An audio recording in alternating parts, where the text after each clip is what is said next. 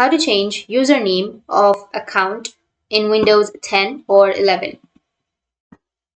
So if you want to change your account name on Windows, then what you need to do is right click on your Windows and then you need to go with Control Center. So if you don't have the Control Center right here, then you can just simply go with your search, and under search you can search for the Control Panel or the Control Center. And once you open up your Control Panel, now you need to go with the upper right, make sure that you have selected the large icons, or you can also go with the category option, and under category you will have the user accounts, right? Under user accounts you will have a link which says change account type.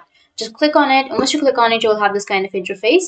Now you can just simply go with the account, just select an account in which you would like to change your name. So just simply select on it. Once you've selected, then here you will have an option to change the account name. So you can go with change account name. You will have about like 3 to 4 options. So as you can see that you will have change account name, or change the password, change the account type, or delete the account, right? So you can just simply just go with change the account name, and here you need to enter the name that you would like to add, and then go with change name, and the name will be changed. In this way you'll be able to change the username of account in your Windows, and if you have any questions feel free to comment below.